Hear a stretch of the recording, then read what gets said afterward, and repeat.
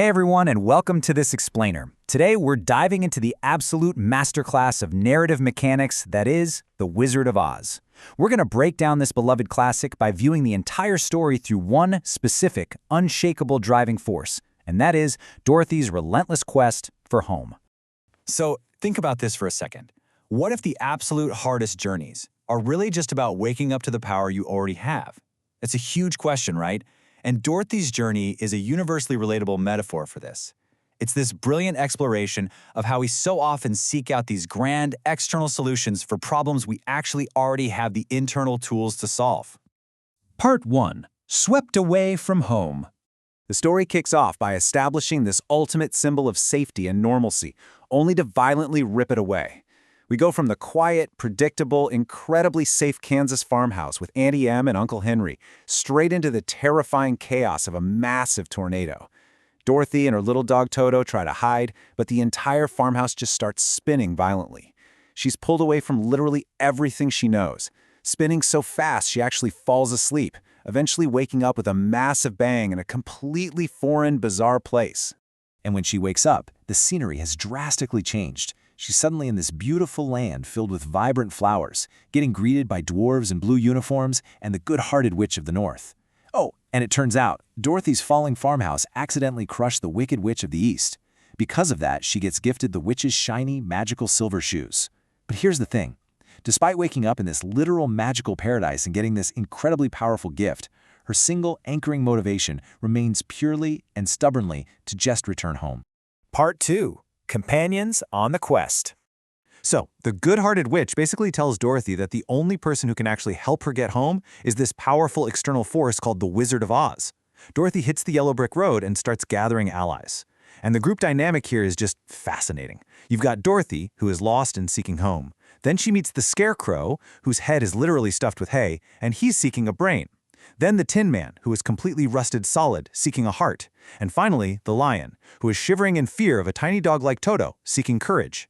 Dorothy's new friends are fellow travelers, and they're all seeking external validation from this mythical wizard to fill their own perceived internal voids. Part 3. The Emerald City Illusion. After a seriously long walk, they finally make it. They actually have to wear these giant glasses just to protect their eyes from the blinding, shimmering green lights of the city. But when they get inside the castle, they don't exactly find a welcoming savior. Instead, Dorothy sees this terrifying massive head just hanging from the ceiling. The wizard proclaims, "I, the mighty and scary Oz," and tells her flat out that he will only help if she gets rid of the Wicked Witch of the West. This external savior absolutely refuses to just hand over what they lack. He demands a heavy toll, effectively forcing Dorothy directly into mortal danger just to earn her ticket home. Part 4. Defeating the Wicked Witch. To achieve her quest for home, Dorothy and her crew now have to face a genuinely formidable adversary. We're talking a witch with a single far-seeing eye and an entire army of dark creatures. Talk about escalating the stakes. The witch sees them approaching and launches these multi-wave attacks. First, she sends a swarm of giant bees, but the Scarecrow brilliantly uses his hay to cover the group, and the bees completely lose their stingers on the Tin Man's metal body. Next up, she sends flying monkeys, and they just scatter the group, throwing the Scarecrow into a tree and tossing the Tin Man right over a cliff. Finally, Dorothy gets captured. And she's captured specifically because the monkeys recognize the immense untapped power of those silver shoes she's wearing. Which brings us to a wildly fascinating climax. On one hand, you have the witch's immense magical power. She's controlling giant bees and literal flying monkeys, right? But it's pitted against her incredibly simple, utterly fatal weakness. When the witch gets angry and tries to rip the silver shoes right off Dorothy's feet, Dorothy just grabs a bucket of water and throws it at her. That one simple splash completely destroys her. She literally melts away, screaming, leaving nothing but a pile of clothes on the floor. Part 5. The Power to Go Home. Okay, so Dorothy rescues her friends, and the whole group heads back to the Emerald City, victorious and totally anticipating those rewards they were promised. When they march into the throne room, they hear this deafeningly loud, booming voice. But Toto, being a dog, gets spooked and runs over to this big separating screen in the corner and knocks it over. And hiding right behind it is a tiny, bald old man holding a horn. Yep, in reality, he was just a guy working in a circus, putting on shows with a hot air balloon. He got blown off course by a strong wind, and the locals in the Emerald City just assumed he was some all-powerful wizard from the skies. Their grand, magical external solution, it was nothing but an illusion. So the so-called mighty wizard is a total fraud. But to try and make amends, he hands out these very simple, physical items to Dorothy's friends.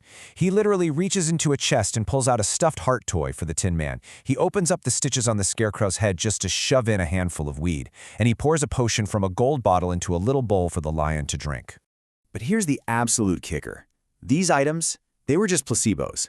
The profound realization here is that these gifts were purely symbolic. They were just physical props designed to awaken the courage, intelligence, and compassion that the characters had already very clearly demonstrated on their dangerous journey. Think about it. The Scarecrow came up with a genius plan to defeat the bees. The Tin Man used his body to shield them. The lion faced down terrifying flying monkeys. The wizard didn't actually give them a single thing. They had those exact qualities inside them all along. So what about Dorothy's relentless quest for home?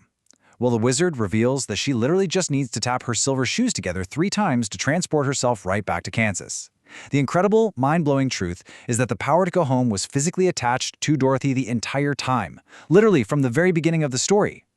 But if she had known that on day 1, as her friends quickly point out, they all would have been stuck in their flaws forever. She actually needed the journey itself to help her friends, and ultimately to discover her own inner capability. So, as we wrap up this explainer, I want to leave you with one final thought to chew on. What silver shoes might you be wearing right now without even realizing their power? I really challenge you to reflect on your own life. Are you needlessly searching for your own Emerald City, some grand external fix, when you actually already have the magic and the tools inside yourself to find your way home?